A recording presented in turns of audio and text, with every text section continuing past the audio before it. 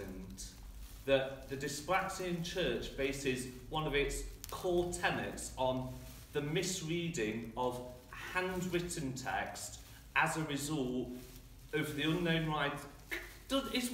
Can you understand what I'm saying? Yeah. Right, I'll start again then. It's not merely fitting, but also no accident that the Dyspraxian Church bases one of its core tenets on the misreading of an handwritten text as a result of the unknown writer's unrefined fine motor skills. The misreading of the mind map drafted at the seminal long table at Queen Mary's University of London sometime in June between 1918 and 2018, specifically the reference to the vertical shelf. I'm going to try to find that now in what is not the original, but a copy of the mind map. Now then.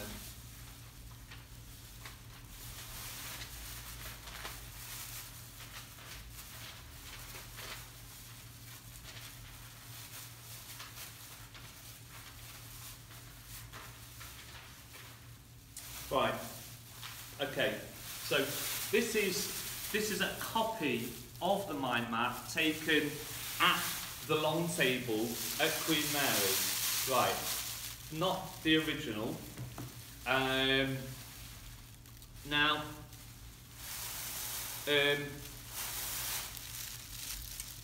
the reference to the vertical shelf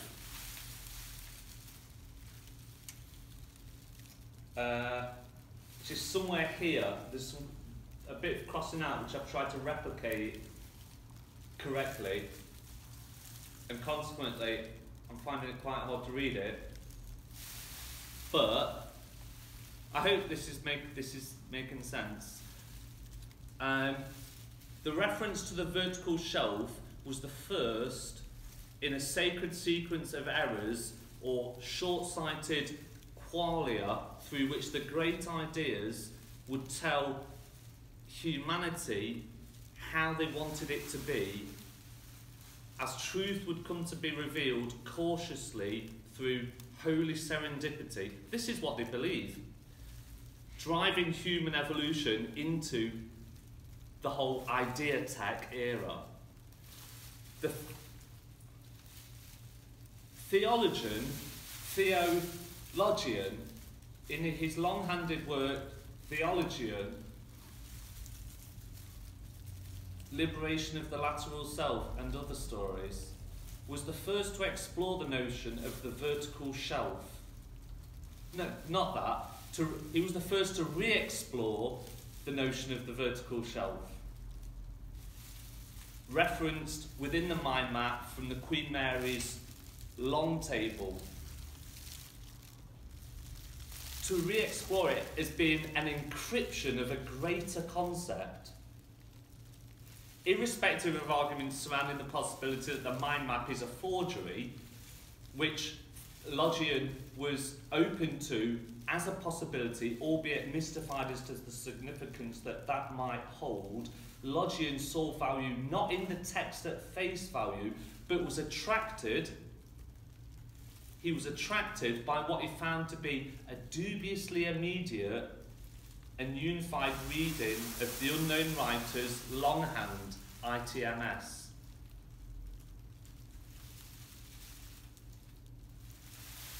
Nobodies have never been that collectively perceptive all at once in the face of absolute truth, which is by nature reclusive. I didn't understand that. Nobodies have never been that collectively perceptive all at once in the face of absolute truth, which is by nature reclusive. He argued at the hearing before the Ideatic State Council following his submission of the Theologian to the Ideatic Institute of World Literature. He then said, that collusion somehow carries sanctity is the great delusion. Real progress requires the openness to anything other than getting it decisively wrong in the name of comfortable collectivity. Now, whilst his work was not given the idiotic seal, Logian left the hearing graced with the right to reproduce his work,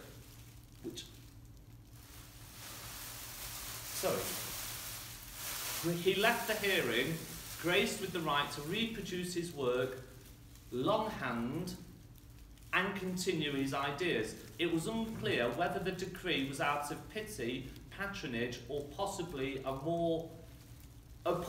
move to merely moderate the inevitable. He said, "It is only within the mind of the rare individual that poor truth entrusts itself." He concluded, "Unfortunately, you're not listening to him now. The masses would only defile such a voice, and themselves through its inevitable distortion. Inevitable distortion." He'd finished talking then.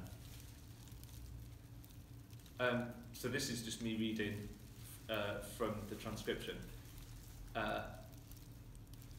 This is the writer saying it. It's not simply an irony that the arguments Logian will present to the council should result in his long-handed text being denied definitive print until after his official death, and that centuries later theologians still argue vehemently over conflicting readings of Logian's complex longhand. So they have trouble reading his writing, and they'll argue about that. Now, initially, the vertical shelf note in the mind map was deemed to be an abstract reference to stacking, the dyspraxic inclination to overlap when attempting to perform a sequence, rendering points conflicting, confused, corrupted, or concealed. However, Logian took the interpretation of it being a reference to stacking as a suggestion that perhaps something lay beneath the surface, seeing the stacking reference as pointing to that.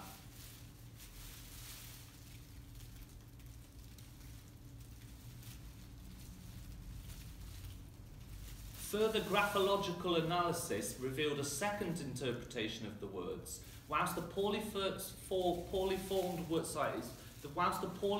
words seem to read vertical shelf, on the mind map, at Queen Mary's, cross-reference and comparison of the physical characteristics of the individual letters across the mind map revealed the words virtual self as a more viable reading.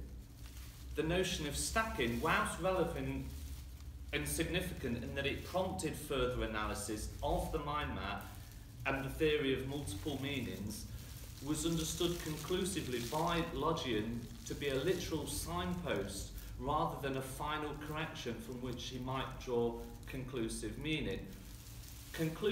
He said, conclusion and closure are idealistic absurdities conjured up by the sequential mind. He was obsessed with this thing, the sequential mind, which he said he didn't have. Conclusion and closure are idealistic absurdities conjured up by the sequential mind. If mortality offers the self any lesson, it is that, surely that. It is surely that. Nothing resides in a vacuum and nothing is ever over. It's all happening now. It then says in brackets, revise and releventiate. So that must have been a note to self to change that. So you can either take what was just what he